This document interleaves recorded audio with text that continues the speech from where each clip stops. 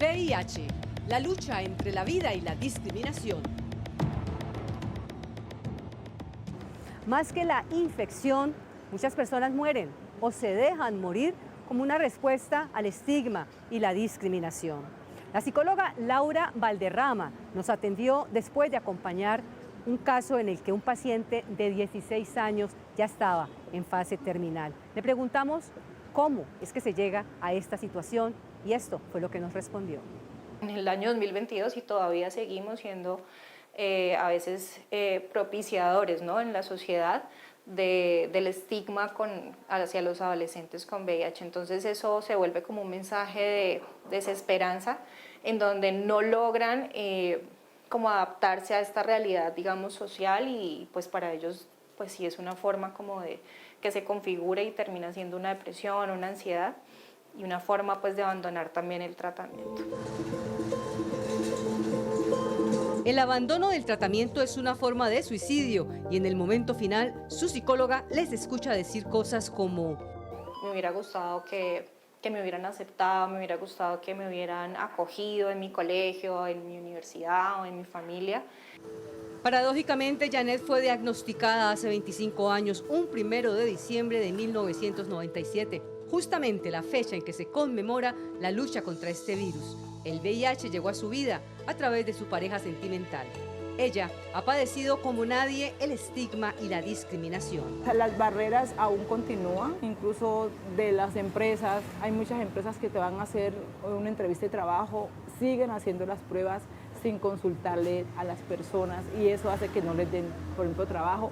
O si te das cuenta conscientemente que alguien tiene VIH, buscas también la forma de alejarte.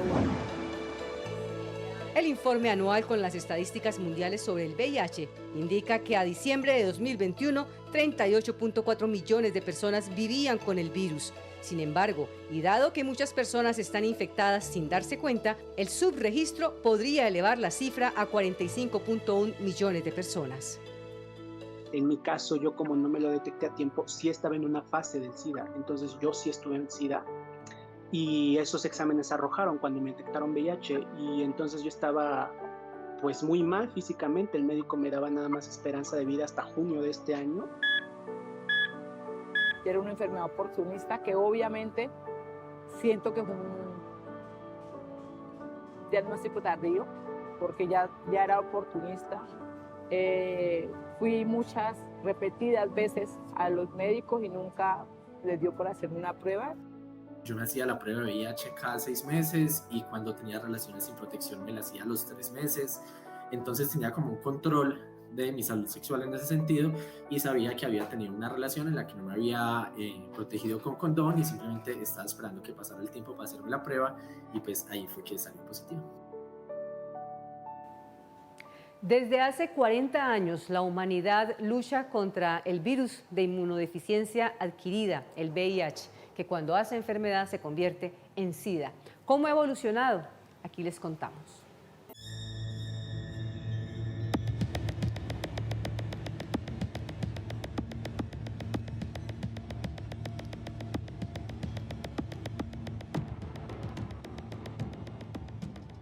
En este momento hay en el Valle del Cauca cerca de 4.000 personas con VIH-Sida. Diagnosticamos cerca de 500 personas anuales con VIH-Sida, de todos los grupos de edad. Tenemos un niño menor de 1 año, un bebé que nació por una transmisión materno-perinatal que no debió haberse dado. Los grupos afectados son niños y niñas entre 0 y 1 año, un caso. Infantes entre 6 y 11 años, 1. Adolescentes entre 12 y 17, 12 infecciones. Jóvenes entre 18 y 28, 245 registros. Adultez entre 29 y 59 años, 364 contagios. Más de 60 años, 49 positivos. Según la Secretaría de Salud del Valle del Cauca, la tasa anual actual es de 672 personas que viven con el virus, 628 de las cuales son nuevas y 44 antiguas. La tasa de incidencia es del 31.5% por cada 100.000 habitantes, una cifra elevada. Para el 2030 debemos cumplir lo que se llama el 95-95-95%, que es 95% de diagnóstico, 95% de tratamiento y 95% de control de la enfermedad. Ese 95% es que lleguemos al 95% de las personas positivas, podamos intervenirlas con tratamiento, que el 95% de las personas seropositivas tengan tratamiento y el 95% estén con indetectabilidad de la enfermedad, que es el control que queremos llegar. Si se cumple esa meta, se calcula que al 2030 tendremos máximo 200.000 personas infectadas en el planeta cada año. El porcentaje de hoy está entre el 90 y 92%. Para el 2020 debimos llegar al 90% y tampoco se alcanzó en toda la estrategia. La población adolescente es la que más preocupa hoy al sector salud. En 2008 ocupaban el cuarto lugar en el número de personas contagiadas. En el 2018 pasaron a ocupar el segundo. Ahora se nos está disparando en el adolescente. Posiblemente tenemos que meter más educación ya en esa persona que no mide riesgo, que cree que con él no es, y porque estamos con unos inicios de relaciones sexuales mucho más tempranos y mucho más acceso a información y a citas y a conocer gente en red. Entonces esto hace que el adolescente sea vulnerable al VIH. Eso pasa, por ejemplo, si uno está con personas que se dedican al trabajo sexual, eso pasa si uno es promiscuo, o sea, se piensa que en la relación estable no va a pasar. Cuando se enfrentan a la enfermedad, normalmente hacen mucha negación y quieren seguir siendo el adolescente y se les empieza a dar responsabilidades de un adulto. Entonces es difícil, no es lo suficientemente pequeño para manejarlo como un niño, no es lo suficientemente grande para dejarlo solo, necesitamos mucho apoyo familiar. A mis 19 años de edad, entonces realmente yo no tenía conocimiento mucho sobre el VIH y o SIDA, hasta que empecé a notar cambios en mi cuerpo, empecé a bajar muchísimo de peso, empecé a ver manchas un poco extrañas en mi pecho, en la espalda, en los brazos, y es entonces cuando yo pensé que pues la droga me estaba cobrando factura. Tenemos como la idea de que el VIH tiene como una cara, ¿no? de una persona delgada, una persona que se enferma, y esto es totalmente, digamos, contrario. O sea, muchos de los pacientes con VIH están muy bien físicamente, o sea, digamos que cuando los vemos no podríamos decir que tienen el diagnóstico, entonces para ellos ha sido un desafío el poder contarle a sus parejas, el poder contarle a amigos, precisamente por esa idea que se tiene que el VIH pues es una enfermedad asociada pues a la muerte, a la prostitución o al trabajo sexual, o que es de homosexuales, lo cual es totalmente falso. O sea, muchos niños y adolescentes tienen el diagnóstico y no necesariamente ha sido por estas vías. De ahí la importancia de la educación sexual a más temprana edad. La educación es un ejercicio tripartito: acudientes, estudiantes y el personal docente. Las personas adultas tienen una relación con la sexualidad y con hablar de eso diferente a los jóvenes. Pero cuando nosotros trabajamos esto directamente con jóvenes, yo siento que tenemos la fortuna que entramos con un interés de ellos. Tenemos que reconocer que muchos de estos papás a veces también han fallecido por el diagnóstico y quedan, digamos, a mano del cuidado de un familiar, entonces normalmente lo sabe como el núcleo primario, ¿no? Como los padres, los cuidadores o hermanos. Pero ha sido un reto como trabajar con las familias, porque también, digamos, está el tío, está el abuelo, o incluso socialmente, pues muchas personas jamás reconocerían que un paciente tiene VIH. Se está trabajando desde el área de salud, de psicología, de discriminación, de educación para alcanzar esta meta. La Cruz Roja adelanta el programa de educación sexual y reproductiva, así como de derechos sexuales en la línea de entornos saludables. Con él busca llegar al público más joven sobre la base del cuidado de sí mismos, del otro y del entorno.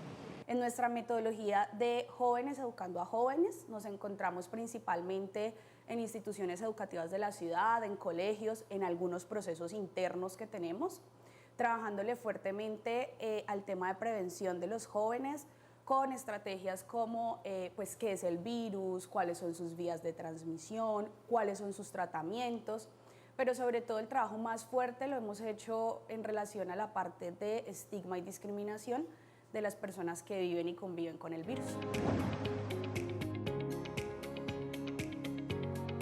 40 años después, el estigma y la discriminación continúan siendo los principales enemigos en la lucha contra la transmisión del virus del VIH.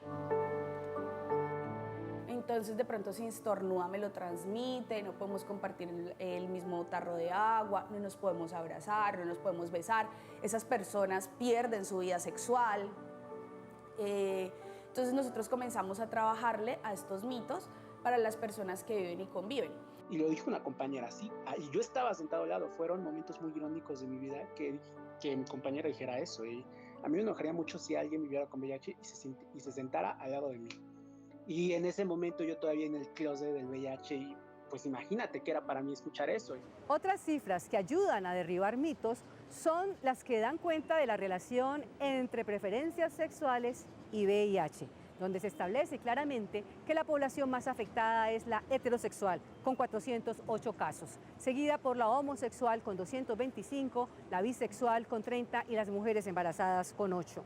Pues la gente no está comprometida con ser incluyente también y con poder entender y comprender pues que tener VIH es pues la oportunidad que tenemos de vivir también muchos años, no es una enfermedad mortal. Nadie se merece morir por algo así, o estar o enfermarse por el VIH, nadie, y nadie se merece quedar solo. Se nos sigue cargando a las personas que viven con VIH con muchas responsabilidades respecto a la sociedad en general. Entonces, digámoslo, las parejas, la gente que considera que es nuestra obligación informar nuestro diagnóstico a las otras personas, como si fuésemos nosotros los que tenemos que cuidarlos de nosotros mismos y no cada persona tomar sus propias medidas de autocuidado, como sucede con las demás enfermedades, infecciones, ¿cierto? Digamos, todo lo que pasó con el COVID estos años, ¿qué fueron lo que nos enseñaron? Autocuidado.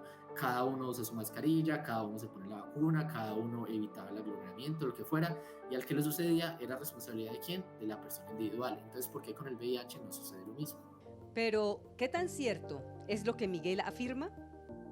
En casos como estos, es importante aclarar que desde el punto de vista penal, la Corte Constitucional declaró inexequible precisamente el delito que establecía como tipo penal la propagación del virus de inmunodeficiencia humana. Sin embargo, sigue vigente el tipo penal del artículo 369, que es la propagación de la epidemia. Y desde el punto de vista civil, esta persona tendría que indemnizar precisamente por ese daño en la salud que se le estaba ocasionando a aquella pareja sexual con base en el artículo 2341 del Código Civil, esto es responsabilidad civil extracontractual. Tras el estigma y la discriminación, lo que se esconde es un miedo muy grande a contraer el virus. Del tema no se habla, y mucho menos de la relación entre VIH y violencia de género. La mayoría hemos sido infectadas por nuestra pareja sentimental, que es un hombre, y cuando han sufrido abuso sexual también es un hombre que ha abusado y han quedado infectadas, o los grupos armados, llámese cualquier grupo armado. Hay relación. Nosotros tenemos muchas veces el pensamiento de que el abuso sexual es el asalto sexual, y realmente abuso sexual en la infancia es muchísimo. Hay pornografía sexual, hay intercambio de relación sexual en adolescentes por dinero. Muchas veces lo que parece una relación consentida en el trasfondo no lo es, y no se está teniendo los medios de barrera para que por lo menos ese adolescente se proteja contra enfermedades de transmisión sexual.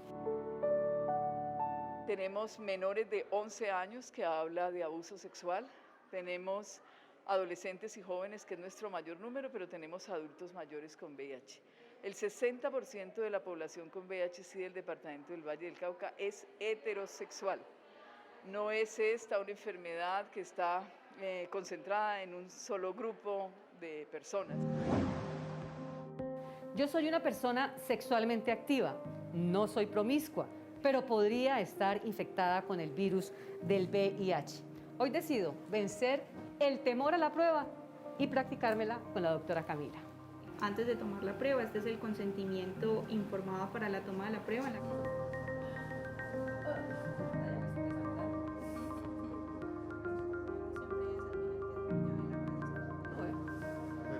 Está un equipo preparado para dar siempre la noticia de si es positivo o negativo. Entonces, examen de laboratorio que se tome tiene que ser de VIH, tiene que ser dado por el programa VIDA. Los tratamientos inicialmente es, con todo el temor del mundo, después de una relación sexual de riesgo, pues hacernos la prueba.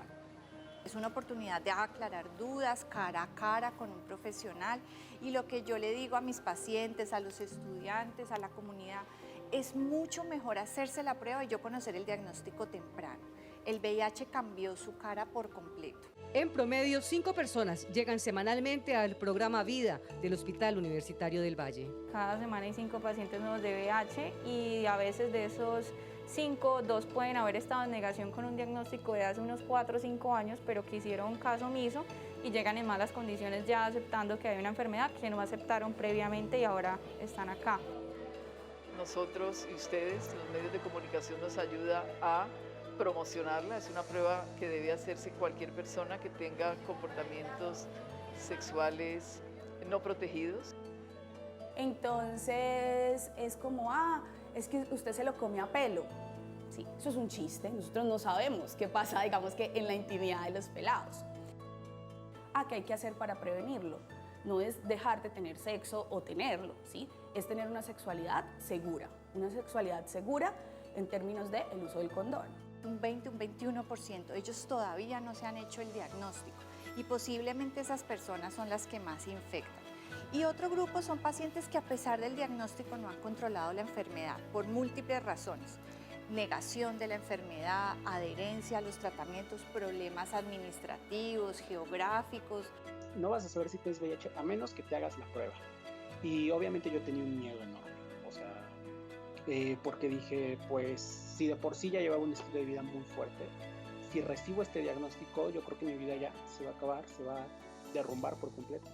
Y pues recibí el diagnóstico y pues yo creo que es literal en ese momento en el que vi el resultado, porque no te dice positivo VIH, no te dice reactivo o no reactivo. Y reactivo es que si saliste positivo. Entonces yo cuando vi la palabra reactivo, pues se me vino el mundo encima. Los tratamientos oportunos hacen un cambio en la manera como se redujo la muerte asociada al VIH y el mejoramiento en la calidad de vida de las personas que viven con VIH. Quiero hablarles básicamente de dos. Uno es la profilaxis preexposición. La profilaxis preexposición son medicamentos antirretrovirales que le damos a personas que no tienen VIH, pero que se encuentran en alto riesgo de tenerlo. ¿Quiénes son población clave? Entonces tenemos personas que ejercen actividades sexuales pagas, usuarios de drogas endovenosas, personas que tienen una pareja que vive con VIH pero cuya pareja no está en tratamiento o no está indetectable, entre otras. Y por otro lado tenemos la estrategia del tratamiento antirretroviral como prevención, es decir, tratar a las personas que viven con VIH, llevarlas a estar indetectables, nos va a cortar la cadena de transmisión del VIH. Por eso estamos impulsando la estrategia de indetectable e intransmisible. Pero, ¿qué consecuencias podría acarrear el uso indiscriminado de la profilaxis preexposición? La profilaxis preexposición, no es una estrategia para no usar preservativo, lo debería seguir usando porque solamente va a proteger para VIH, no va a proteger para otras infecciones de transmisión sexual. Los efectos secundarios a largo plazo se pueden presentar dependiendo del momento en que los use. Algunos medicamentos pueden tener impacto renal, otros pueden tener impacto óseo, o la persona tomarlo de manera inadecuada, infectarse con VIH y continuarlo tomando, desarrollando una posible resistencia al tratamiento. Existen, sin embargo, diversas amenazas, como por ejemplo el desabastecimiento de medicamentos. Hay desabastecimiento de algunos medicamentos, todavía no tenemos afectaciones que ponen en riesgo la vida, estamos esperando que el Ministerio de Salud nos indique cómo se va a solucionar este problema y esperamos que no dure mucho. Se nos están acabando un poco a veces las disponibilidades de medicamentos para niños, eso lo veíamos venir.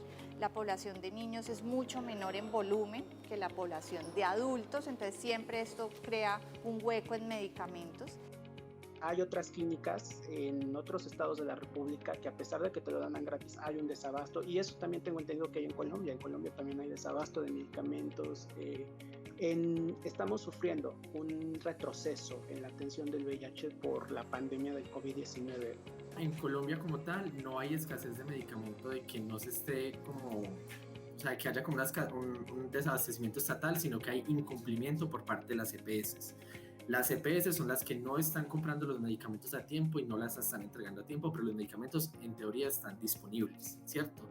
Pero sí, nosotros al no tener acceso al medicamento sí está poniendo directamente en riesgo nuestra vida, porque el tomarlos a diario, como es debido, es lo único que asegura que podamos tener el virus suprimido y de esa forma que no afecte nuestra salud y que no lo transmitamos a otras personas.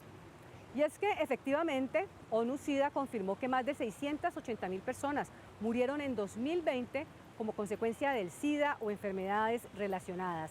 Y esto podría deberse a la falta de acceso a la terapia antirretroviral. Solo 27.5 millones de personas accedieron a terapia durante el primer año de la pandemia. Veamos ahora el impacto positivo del diagnóstico temprano y por lo tanto del tratamiento oportuno y continuo. Alguna de las preocupaciones que produce el sistema es el costo de una persona con VIH-Sida. Tiene un valor que oscila entre los 380 y los 750.000 pesos mensuales, es decir que es un dinero supremamente importante.